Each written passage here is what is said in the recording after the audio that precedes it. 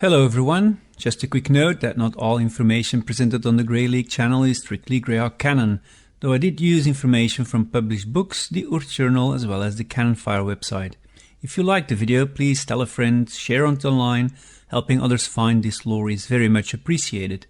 You can find me at Twitter as well as through my website. I've put links in the description. Now, grab a drink, relax, and let's take a journey in Greyhawk.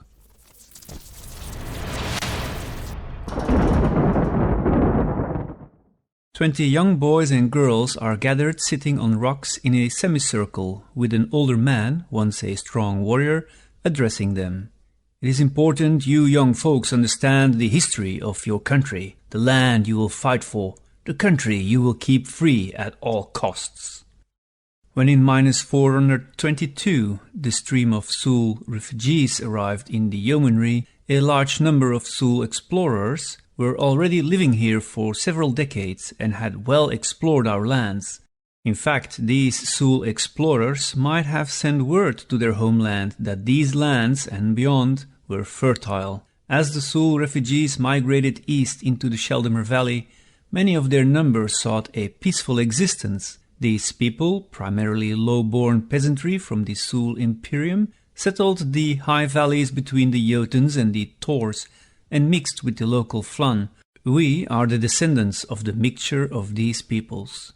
In the century following the migrations, the humble folk who settled our lands were conquered and subjugated by a powerful Sul mage, Lord Asberdies Malhel, who mercilessly swept through the realm from east to west. He ruled our land and people with cold-blooded ruthlessness in a vain attempt to resurrect a vestige of the glory of the Sul Imperium. The tyrant was eventually cast down after years of dominion by our yeoman farmers who used relentless guerrilla tactics. Securing our independence, the citizen warriors realized that they had to form a framework of a government, and we became an independent democratic republic. In -96, almost 2 centuries after gaining our liberty, our leaders met with the representatives of the expanding kingdom of Keoland to discuss our annexation into the latter. Our leaders were welcomed as members of the Council of Nealdra, treated as noble peers within the greater realm.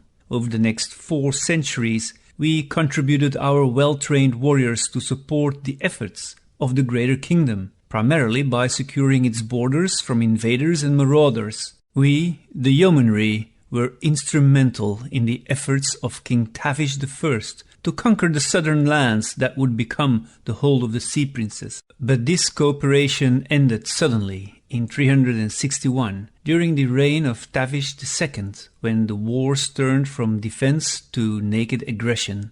The Yeomanry withdrew its forces from the Kiosh armies and closed the borders in protest. It was over a century later that reconciliation between us and Keoland was finally achieved, when Tavish IV recognized an independent yeomanry in 460. Thereafter the yeomanry settled into a more peaceful existence that has lasted nearly to the present day. A foreign ambassador sits in conversation with a yeoman noble, the latter proudly explaining what the yeomanry is really like. The Yeomanry League, also known as the Yeoman Freehold, is situated in a valley between tall mountains and high hills. In the west and southwest, the Crystal Mist Mountains, tallest of the Flaness Mountains, towers into the sky, casting long shadows across the realm, while in the north the Jotuns form the border with Sterich. These are the largest spur of the Cyclopedian Crystal Mist chain, and its name is derived from an old word for giants, as this is still the home of many antagonistic tribes of ogres, hill giants and their larger kin. In the southeast, huge flat-topped series of hills, named the Tors, jutting from the crystal mist, mainly create a border with the hold of the Sea Princesses. They are a dangerous place, full of bandits, monsters and goblin tribes that frequently raid into the yeomanry. Livestock-killing monsters are a particular problem. And the eastern border is created by the mighty Yavan River, the longest river in the whole of the Flaness, whereupon boats can sail from the Azure Sea all the way up to the city of Krylor. And finally, behind the Yavan River are the Little Hills. Now, little only in comparison to the mighty mountains that loom nearby though, and are a considerable barrier against Keoland, should they want to claim the Yeomanry again in the future. The Yeomanry, hot nearly year-round in the Central Valley, is a land populated largely by freemen farmers, who are currently mostly a Sul-Oridian mix, and who mainly use the Keolandish language, although Erdi Common is spoken by all as well. For the most part, the people are self-sufficient. There is an emphasis on livestock, such as poultry, sheep and cows, but the region is very fertile, producing a lot of wine, different fruit trees, avocado-like plants and berry bushes. Vegetables such as squash and beans are supplemented by edible flowers and different leaf plants. Farmers can provide enough for all, without the need to import goods. And the huge number of sheep produce so much wool, and the cows produce tons of hides, that a whole cloth industry has grown in the country, while those with more coin in their pocket can even buy clothes woven from the rhea plant. And the silver mines are plentiful as well here, hauling onyx, zircon, quartz and the occasional amethyst out of the mountains.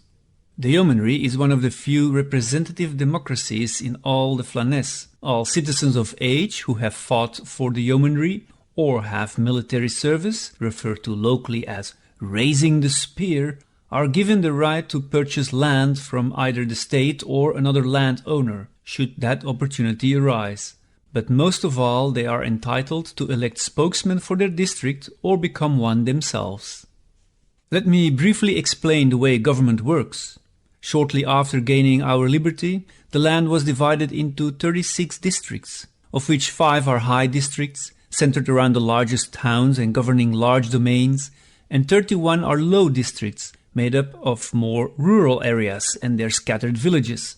Some districts have become quite wealthy, while others are poorer, less populous and more remote. However, all the districts still have the same amount of representation, despite these obvious differences. Therefore, there has been recent political tension in the otherwise orderly political atmosphere of the Yeomanry. Spokesmen elect 3 representatives, who serve for 5 years in the Council of Common Gross Spokesmen, a legislative organization of 108 members that decides the affairs of the state. This council then turns to select a freeholder, who was essentially an administrator elected to run the government, commander of the free captains and conduct foreign policy. They will serve for a term of 8 years. They select this person from the greater landowners of the Yeomanry. In the early history of the Yeomanry, there were a considerable number of independent landowners within its borders. As the state and the system of government matured over the last 2 centuries, the district borders stabilized, and each district has one greater landowner, who has been the most successful in the development of their lands. As a result, communities have sprung up around their castles and keeps, and they have become lords of a sort. Although not in name, their primary role is to oversee the daily commerce and development of the district. Success of the commoners results in the success of the landowners. Despite its wealth and strength, the Yeomanry does not seek political muscle outside their borders, and distrusts Keoland because of its historical ambitions on the land. The only direct and free support is to the demi-humans in the hills and mountains around the borders. Talking about demi-humans, besides a strong human culture, there are also hill dwarf communities mining for silver in the mountains, and several halfling communities who enjoy the rural districts of the Yeomanry. And the little hills are also home to some gnomish folk who mine and cut gems, and although a minor community, they are vital to the economy. We are not particularly religious, but that does not mean we do not pay homage to several Sul and Oridian deities. Before we go any further, know that the Yeomanry is divided by a fault in the land, an escarpment that divides the country in a western highland and a river-filled lowland. These lowlands might be quite hilly. It is a subtropical valley that ends when it reaches the little hills. Some say it was an earthquake or volcanic activity in ages past that created it. Others believe it was shifted by elemental earth, and a few say it was created by the archmage Slerotin himself.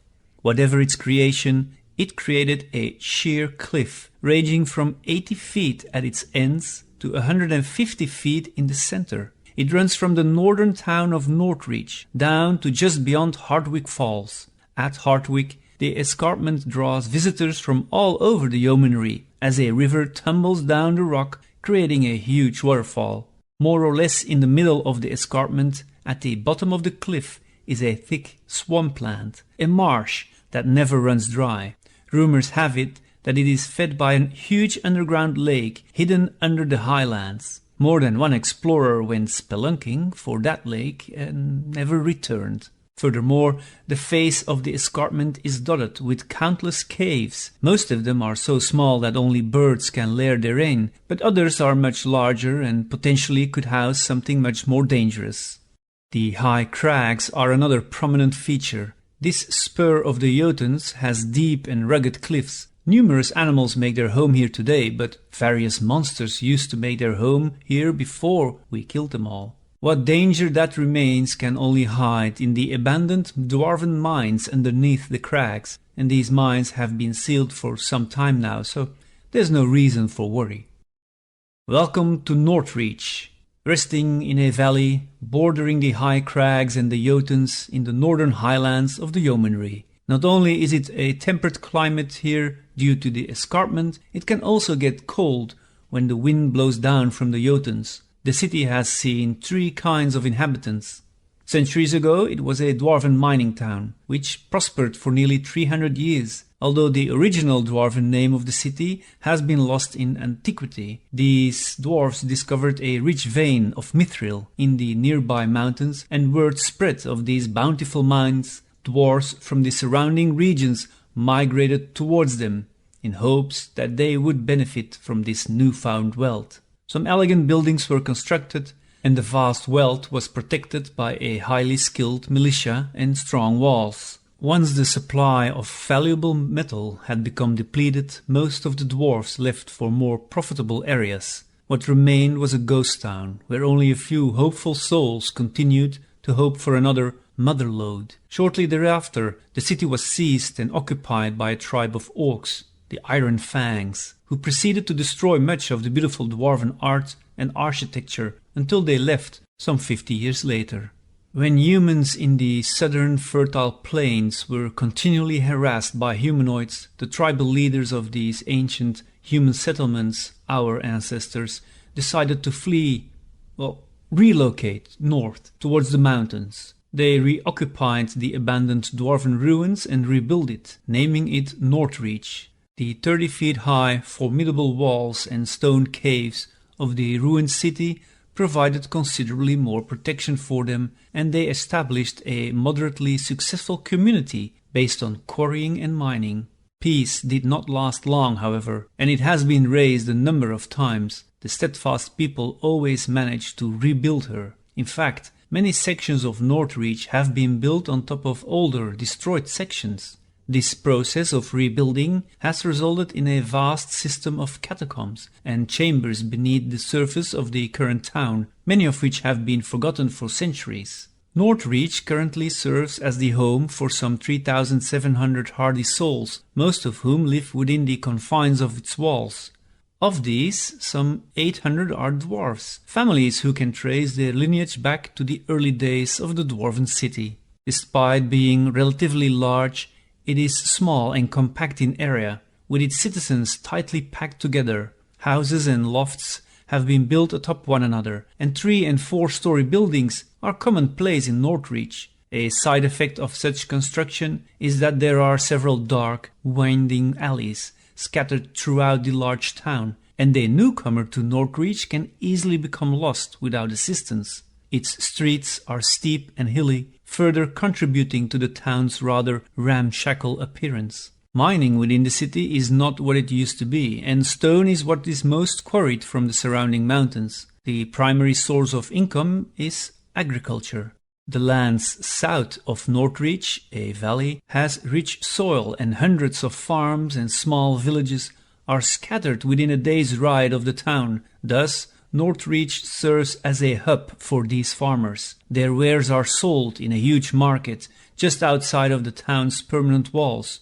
And not surprisingly, the Farmers' Guild in Northreach is quite influential. The primary crops grown by the surrounding farmers include barley, fruit and vegetables.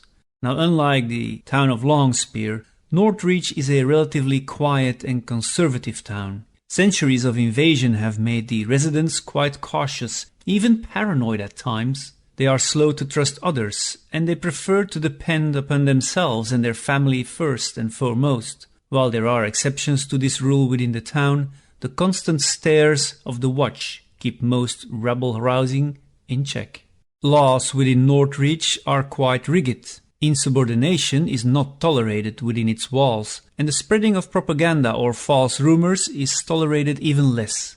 Punishments tend to be harsh to avoid repeat offenses. Patrols and the watch are ever present, hence the crime rate is low. However, it is likely that clandestine activity of all sorts take place within Northreach, because it is impossible for the watch to patrol everywhere, especially with its extensive network of underground chambers and tunnels. As such, it is rumored that there is a well-established thieves guild within the city that has quite a bit of political pull. We have come to the Western League of our country. Harsh Pass, or Kendeen Pass as some call it, is a long and very dangerous pass to cross the Hell Furnaces. It was used by the Sul, who fled their increasingly erratic empire from minus 457 onwards. The pass was lost by heavy volcanic activity, and what remains now is Kendeen Valley. The valley might not be a safe place, however, and the eerie sounds carried on by the cold, sometimes icy wind fuel the rumor of lingering ghosts of ancient past. The wild, ice-cold Kendeen River flows down the mountains and through Kendeen Valley. Only when it reaches the Wick River does it lose some of its coldness. Wick River is the smallest of the Yeomanry's major rivers. The Wick begins in the western Jotuns and winds southwards through Loftwick and eventually merging into Burn River. The Wick is a narrow, swift-flowing river suitable for only small merchant vessels. We've come to the walled city of Loftwick, at the southernmost end of the high crags. It is surrounded by large, sharp-ridged hills. The capital of the Yeomanry is located in the highlands and thus enjoys a temperate climate with even some seasonal cold and ferocious winds howling through the hills. Surrounded by their high walls and by the high peaks, Loftwick is a commanding presence in the Western League. Firstly, because it is the city of the Council of Common Gross Spokesmen, called together during each festival week to decide on the affairs of the nation. Several buildings, such as the archives, the council chambers, the Hall of Justice, and other administration buildings make up the center of government. These streets are filled with lawmakers of all ranks, as well as those petitioning the Council for Justice. Now, secondly, it serves as the trading center of the Western League, with all roads connecting to it, while extensive docks line the edge of the Wick River just south of the city. Tens of barges and small trading vessels are docked here at all times, loading and unloading goods. Within the city, various guilds make their home, but the Loftwick Smiths Guild is the most famous and most lucrative in the city. It has drawn more dwarves and gnomes to settle in this city than any other in the Yeomanry. The capital is also known for its many religious buildings, from the shrine to court, the god of strength and courage, to the temple of Vulcan, god of wind and clouds. But the temple of Zilchus is most prominently centered in the city, where it doubles as a bank.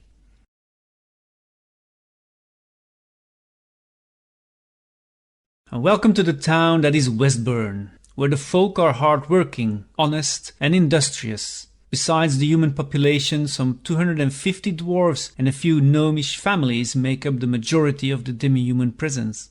Westburn is one of the biggest processing facilities in the entire country. Livestock, ore, raw stone, trees and fish can all be found nearby. The Westburns, as the locals are named, have a strong work ethic and turn these resources into work goods of high and some would say extraordinary quality. Bolts of woven cloth, clothes, leather, metal tools and worked wood are carted all over the Yeomanry and parts beyond.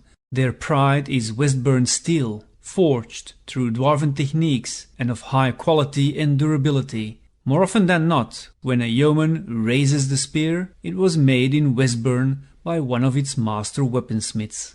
Livestock is another major industry, with food prices usually half the normal going rate due to ease of availability and high supply. No part of an animal is wasted in Westburn, with hides, fur, meat and bones all used to their fullest extent. If anything could be said to be in short supply, it would be grain, for though the soil is excellent for trees and grasses, heavy grains grow poorly and open farmland is a rare commodity. The town thus operates strong grain silos to combat the problem, and in recent times there has been no noteworthy shortage. As for discipline, like elsewhere in the yeomanry, things are quite strict.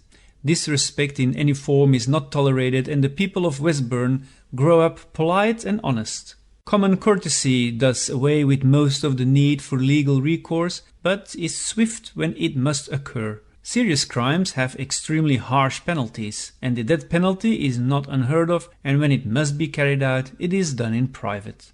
Nowadays, Westburn is far more accurately described as a fortress, not by design, but by necessity. Over a century ago, dwarfs from the southern Crystal Mist Mountains designed and created the Wall to protect both the citizenry and dwarven interests from the darkness that lives within the mountain. This bulwark, a thick network of scaffolds and sheet stone, is designed to withstand tremendous force through the ingenious use of silt-filled chambers within the rock. Solid panels of buttresses on the outside and inside hold the chambers together, and when ruptured, the silt absorbs so much force that a breach is almost impossible to cause. The wall is always protected by ground forces and archers on top. This has stopped vile creatures from the southern Crystal Mist Mountains time and again. The bastion that is Westburn has trained some of the finest defensive troops in the yeomanry, and the tough Wall Guard is one such force. It was, however, not enough to keep the darkness at bay, and in 490 formal training began for a noble elite force to protect the outlying towns that fall under Westburn's protection.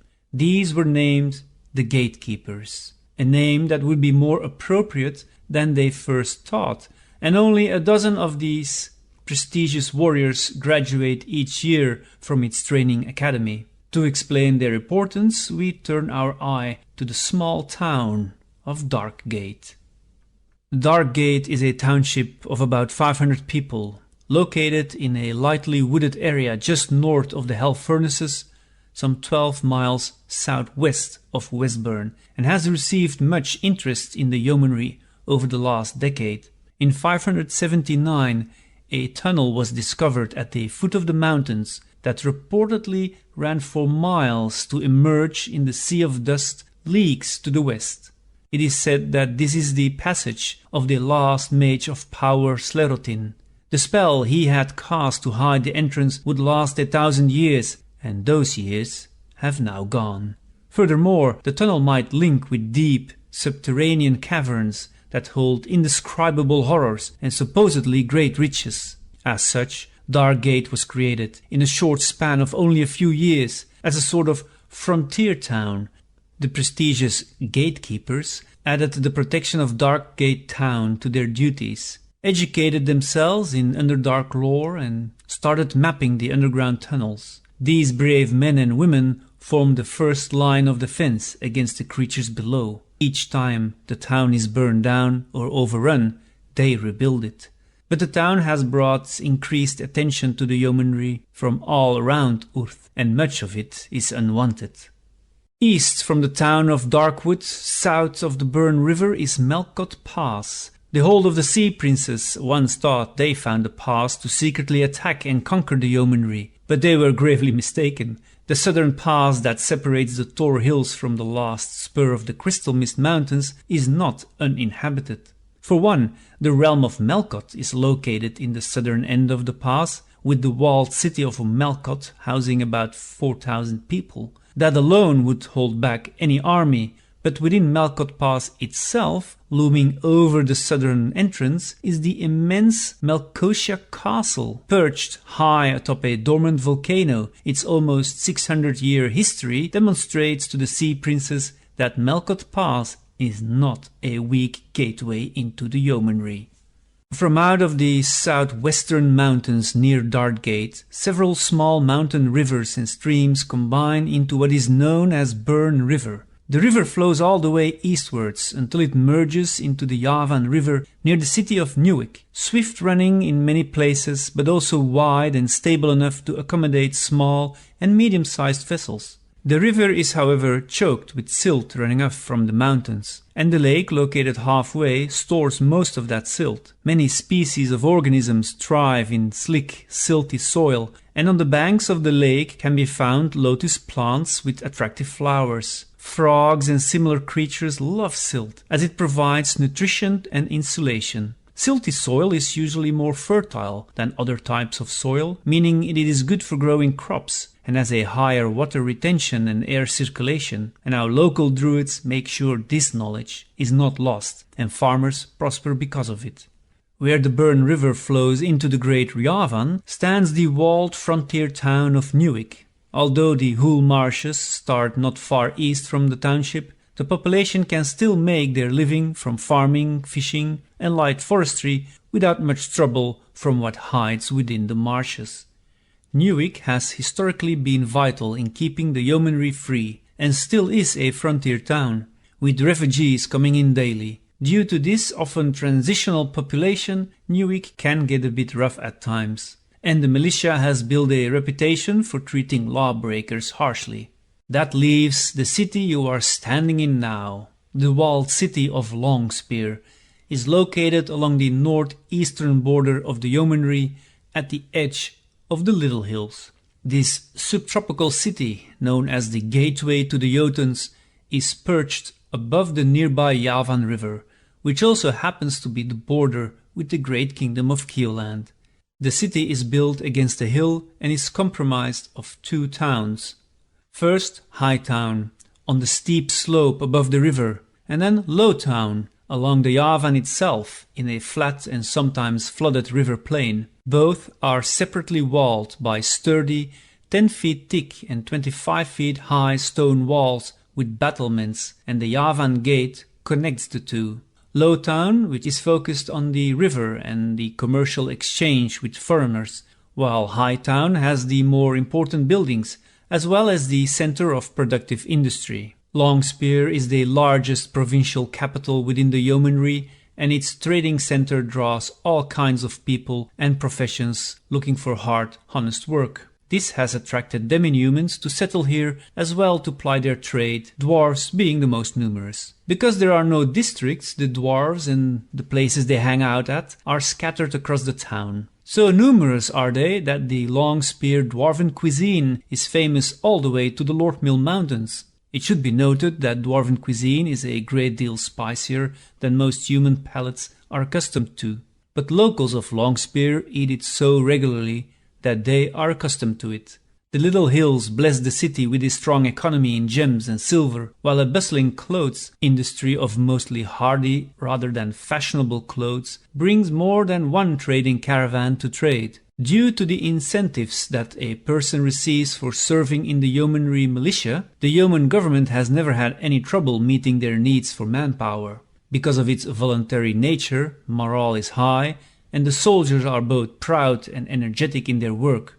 Longspear specifically excel in the creation and sale of armaments and armor. The strong warrior culture brings with it a strong business in mercenary work, and the mercenary guild in Longspear has considerable sway in the city and the politics of the country. Distrust of its neighbors combined with a strong sense of pride and nationalism means that the yeomanry refuses to import mercenaries to defend its people and resources. In Longspear itself, no fewer than 300 men-at-arms are available for hire at any given time. Anyone not accused or convicted of a crime is free to openly carry weapons, although it should be warned that if a visitor draws steel rashly, the punishment is swift and harsh. Justice in Longspear is generally fair, with trials guaranteed by law for the accused. If found guilty, however, sentences tend to be harsh, following the eye for an eye mantra. Organized criminal activity does not exist here.